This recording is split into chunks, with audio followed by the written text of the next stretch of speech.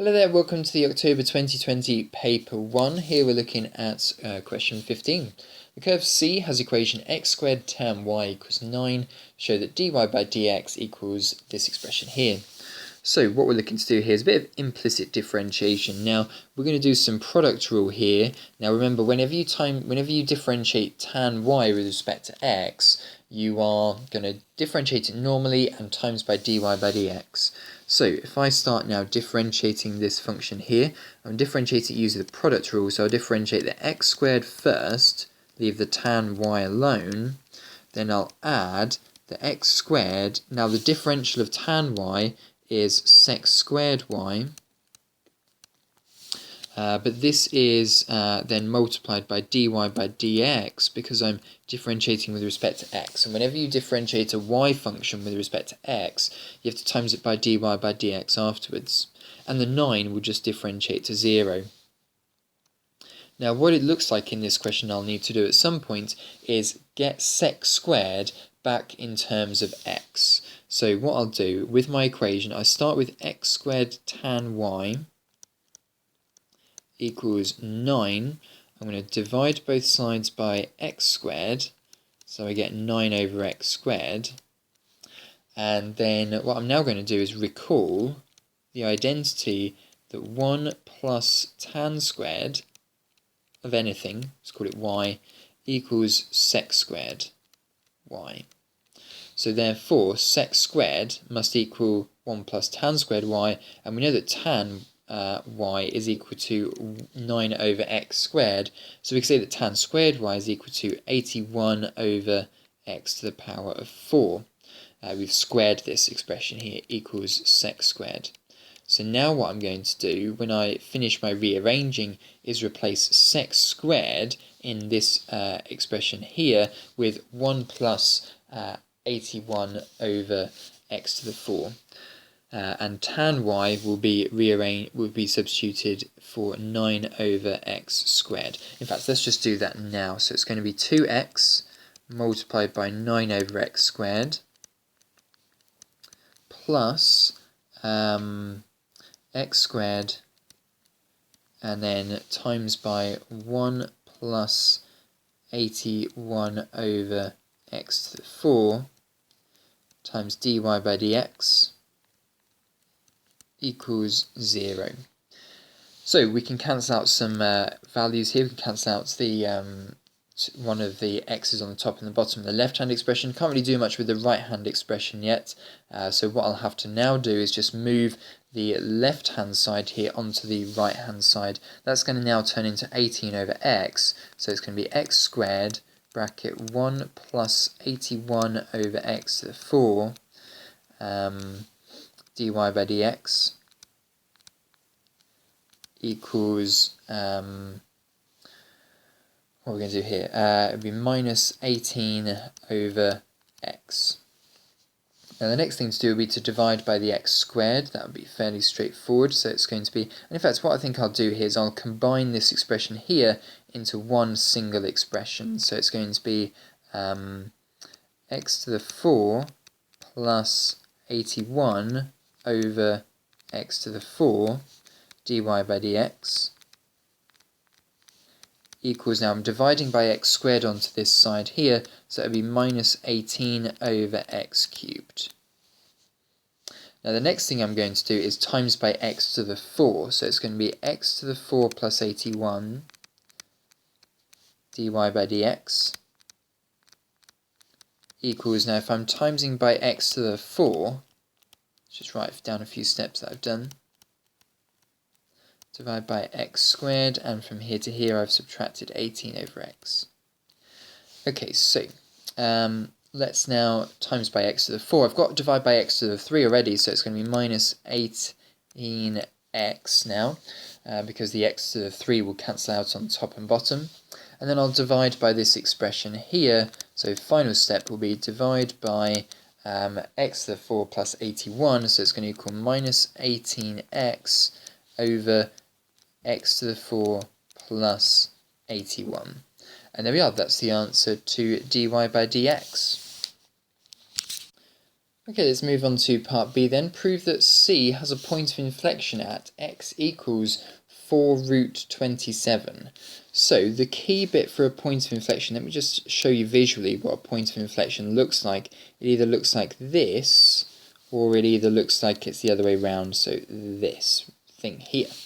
So let me just identify what's going on here. There is a point of inflection where the gradient is 0, but the graph have a positive gradient, positive gradient, positive gradient, 0, and then carries on having a positive gradient, or negative gradient, negative gradient, negative gradient, 0, negative gradient, negative gradient, negative gradient. Now, the key to this question here is the second derivative, actually. Now, what's going to happen to the second derivative here? Well, the gradient in this section here is getting smaller and smaller and smaller and smaller and smaller. Then the gradient on the right-hand side is now getting bigger and bigger and bigger and bigger.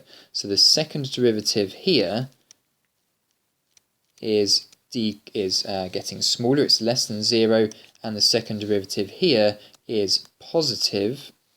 Or on this side here, the gradient on this side is getting bigger and bigger and bigger, so positive, and then on this side here, it's getting smaller and smaller and smaller. The gradient is now decreasing.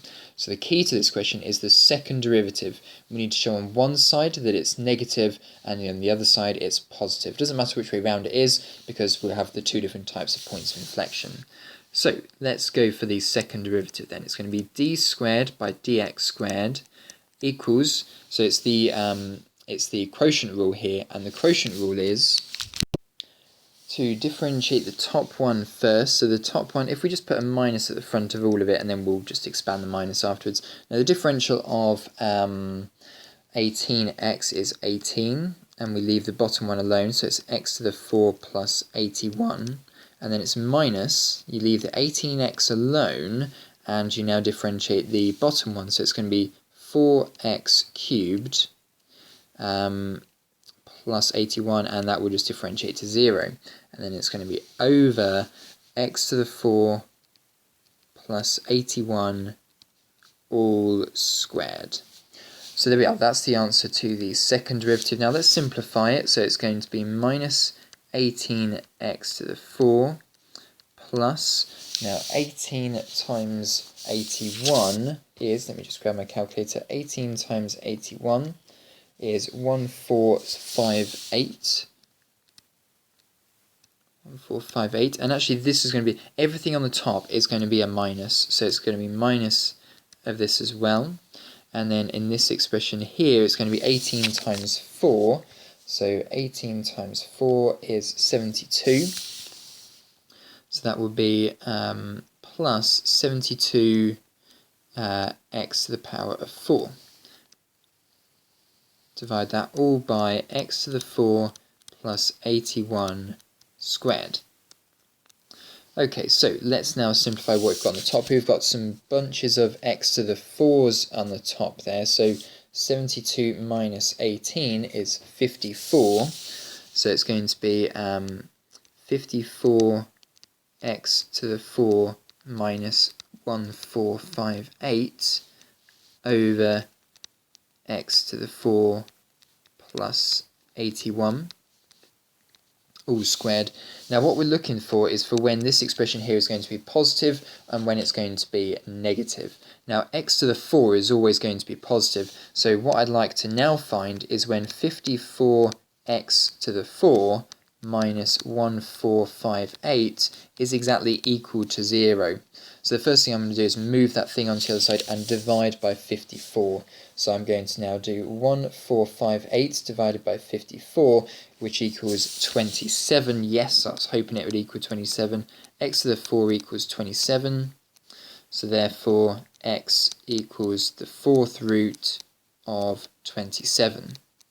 So what I can therefore say from this is that when x is less than 4 root 27, then this expression on the numerator here will be negative. Now it doesn't matter what's on the bottom here because that's always going to be positive. So it's going to be the second derivative will be a negative over a positive, which is less than 0. and when x is greater than 4 root 27, then d squared y by dx squared is going to be a positive value over a positive value, which is going to be positive, so it goes from negative to positive. So as the second derivative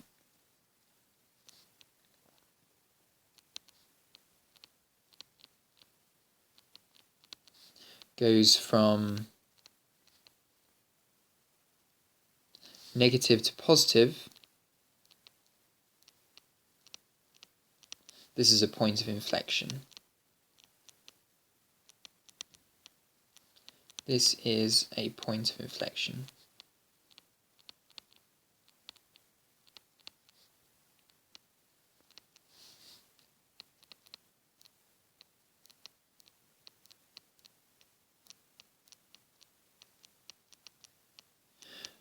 Okay, cool, my pen's gone a bit slow there. Right, so there we are. That's the answer for question 15 there, worth 7 marks in total. A lot of work for 3 marks on that part B there. Poof, oh well. Let's move on to the final question of the paper, question 16.